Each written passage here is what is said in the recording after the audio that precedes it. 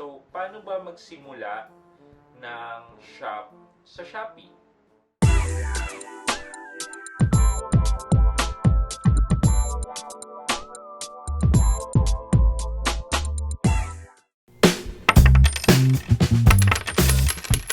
Hi guys, this is Pat and you're in Pat Quintos Review TV. So if you're new here on my channel and you want to know more about Smart Padala, PayMaya, please click the link here above. If in case naman na gusto mo magkaroon ng additional information regarding True Money, meron din akong playlist dito. So paki-check na lang din yan. But for today's episode, after ng sobrang daming videos ko regarding Smart Padala and True Money, PayMaya, whatever, ngayon na lang ulit ako gagawa ng Shopee na video. Medyo napabayaan ko yung videos ko regarding Shopee, pero madami kasing nagtatanong, so I just wanted to make an updated video regarding Shopee. So, ano ba yung Shopee? Yung Shopee para din siyang Lazada, e-commerce na site din siya. So, you can buy from their website, shopee.ph, or download nyo yung Shopee app using iOS and Android. So, pag na-download nyo yun, try to register and purchase items from that app or website. Pero, we're not going to discuss kung paano ba bumili ng item, paano ba umorder or what. So, we're going to discuss about the seller. So, seller ng Shopee. So, paano ba magsimula ng shop sa Shopee? So, paano ba? Same thing din. Download the application, iOS, or through App Store or Google Play Store. So, once you've installed it, try to register. Pag naka-register na kayo, so, merong portion doon, yung Me. So, yan. Pagdating nyo sa Me, either merong, dalawang tabs yan, buying and selling. Pag pumunta kayo dun sa selling, merong settings na button dun sa taas. Yan. Click nyo yan. And then, yan. So, like dito, i-edit nyo yung profile nyo, make sure na tama. Pag nagawa nyo na yun, pangalawa sa important na kailangan nyo gawin is yung i-fill out nyo yung my addresses. So, like, eto. Yan. So, naka-blurred na lang yan, kasi, syempre, parang hindi nyo makita. Kailangan nyo maglagay ng default, kailangan nyo gawin siyang default, and yan yung, kung yan yung pickup address. So, let's try. So, click ko yung new address. So, press natin allow. So, set mo yung pangalan ng address na yon, yung phone number, yung region, province, city, barangay, postal code, and yung talagang detailed address. So, para ulitin mo yun. Then, you can set as default address, tsaka set as pickup address. Pinaka-importante nitong gawin sa mga nagsisimula pa lang. Once done, you click on the submit. Pero hindi ka na siya gagawin ngayon kasi meron na ako. So, discard. Yan. So, pag nagawa nyo na yon, tandaan nyo guys, ito ang pinaka-important nyong gawin is to set yung pickup address and the default address. Explain ko sa inyo kung bakit. So, once done, the next thing you can do is to set up your bank accounts or yung card or yung savings account or ATM nyo na pwede nyong i-link dito. So, let's check bank card. Yan. So, kailangan nyo iset dito yung savings account nyo or yung ATM nyo. Dito kasi nyo i-withdraw yung pera. So, ganito ang sistema niya. Meron kayong wallet. Ang tawag doon ay Shopee Wallet. Tapos lahat ng payment sa inyo ng mga customer na bumili sa inyo, doon papasok yung pera sa Shopee Wallet. So, virtual wallet siya sa Shopee. Ngayon, yung virtual wallet na yan, kapag kukunin mo na yung laman, ita-transfer mo siya or i-withdraw mo siya dun sa savings account na nilagay mo dyan. Dun sa bank account or savings account na nilagay mo dyan. So, yun.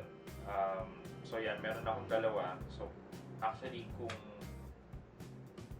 yung isa kasi sa wife ko, binigay ko sa wife ko yung isang ATM. So, pag hindi ako pwede mag-withdraw, kunyari nasa office ako at kailangan niya ng pambili ng pambenta, so, yun. Doon ko na lang i-withdraw or what. Diba? And then, ano pa ba? May, ano dito? So, pag nagawa niyo na yun, you are ready to post na yung, ano nyo,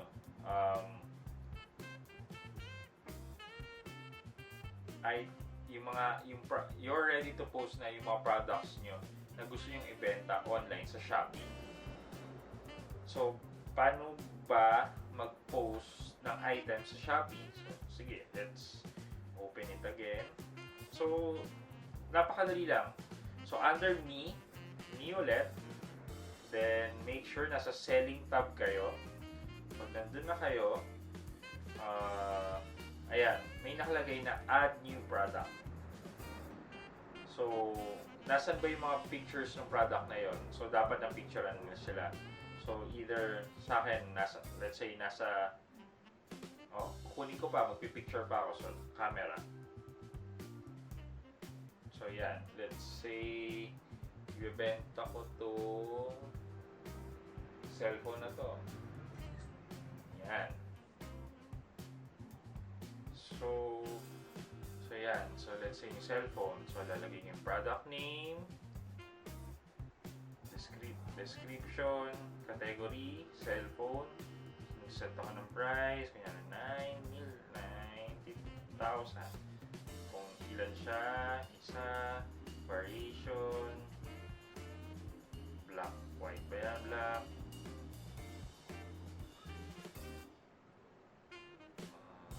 Medium, set stock price, stock, isa, 90,000, save. So basically ganon, set yung weight, yung condition kung bago ba yan, wholesale, packaging, shipping fee. So kailangan natin i-enter yung weight. So let's say yung weight ay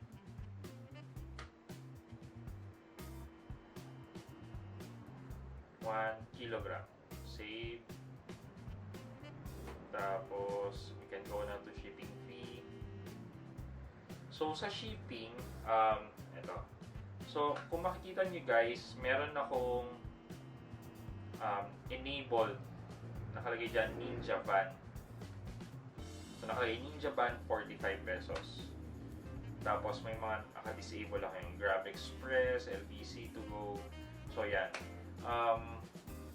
Yung enabled na Ninja Van na courier, yan yung inassign sa akin ni Shopee mismo na courier.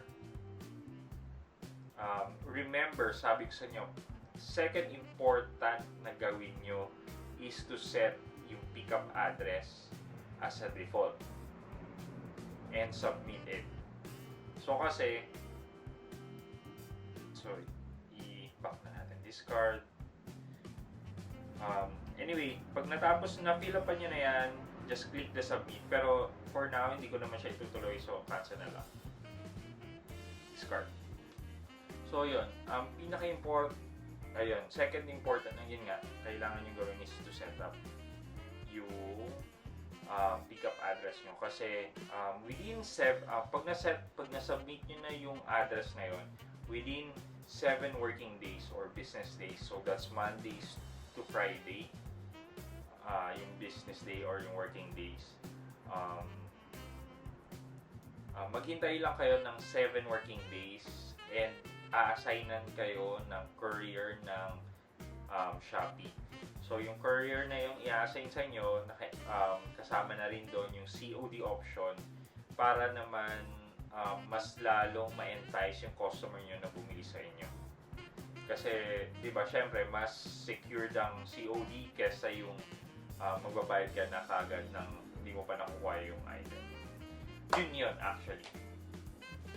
So, pag na-set up mo na yun, hintay ka lang ng 7 days and then magkakaroon ka na ng assigned courier. So, I hope kahit pa paano nagkaroon kayo ng idea on how you can start selling online using Shopee. Yeah, using Shopee. So, una, download. Next is create your account. Next is complete the details of your information, your personal information, and then make sure to set your pickup address as a default. And next is yung bank. Kailangan nyo mag-enter ng bank details. Though yung bank naman is pwede na later on kung wala pa kayo. Kung nagsisimula na kayo magbenta at naiipon na yung pera nyo sa Shopee wallet. So, maybe that's the time you should have your bank account entered dun sa Shopee app. So anyway, if you have questions regarding this video, please comment that below and I'll try to respond to you as soon as I can. Pero guys, pag nagtanong kayo sa akin kung anong pangalan ng shop name ng Shopee ko, sorry, hindi ko talaga siya mabibigay kasi yung items na binibenta ko is binabayan sell ko lang. Mostly ganoon naman talaga. Pag nalaman nyo, baka mawalan ako magkaroon ako ng kompetensya. So, sorry guys, hindi ko talaga mabibigay sa inyo kung anong pangalan ng shop ko. But I am willing to help you to set up your own shop, di ba? Let me know kung may questions kayo regarding this video and para naman matulungan kayo.